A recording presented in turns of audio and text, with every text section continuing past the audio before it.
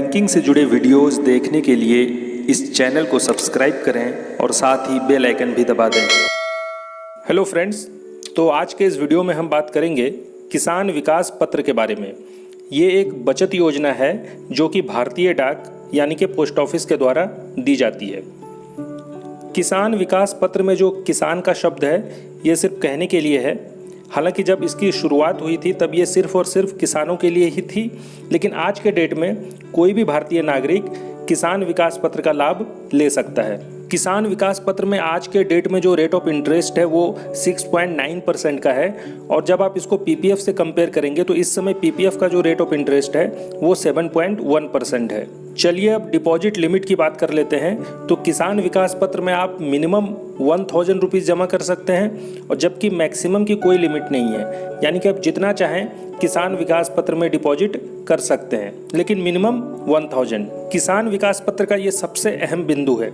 देखिए, इसमें आपको टैक्स बेनिफिट नहीं मिलेगा, यानी कि इनकम टैक्स के सेक्शन 80C के अंतर्गत जो टैक्स में छूट मिलती है वो आपको किसान विकास पत्र में नहीं मिल पाएगा।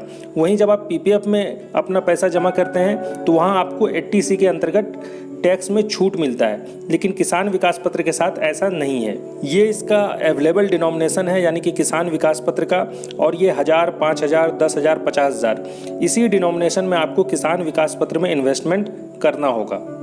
अब बात कर लेते हैं मैच्योरिटी की। तो देखिए, यहाँ पर मैंने 10 ईयर्स लिखा है, लेकिन आपको इसे समझना होगा। किसान विकास पत्र का सीधा सा फंडा ये है कि आपके पैसे को ये डबल करता है, फिर चाहे वो जितने दिनों में डबल हो जाए। अब पैसों का डबल होना रेट ऑफ इंटरेस्ट पे डिपेंड करता है।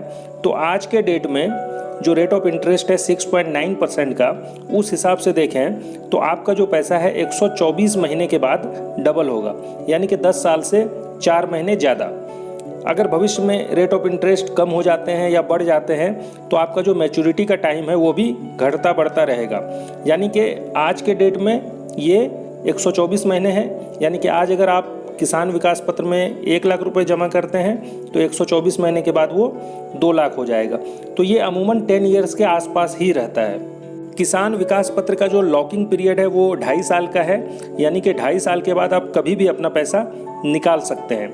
जब हम पीपीएफ से इसकी तुलना करते हैं तो पीपीएफ में ये लॉकिंग पीरियड 15 साल का होता है।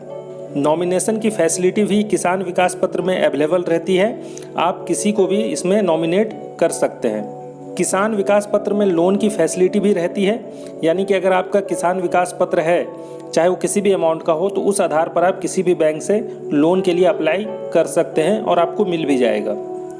तो दोस्तों, मैं आशा करता हूं कि आप किसान विकास पत्र के बारे में काफ़ी कुछ समझ गए होंगे। अगर फिर भी आपके मन में कोई डाउट हो तो आप नीचे कमेंट बॉक्स में पूछ सकते हैं, और मैं उम्मीद करता हूं कि एक बचत के उद्देश्य से आप किसान विकास पत्र का इस्तेमाल ज़रूर करेंगे।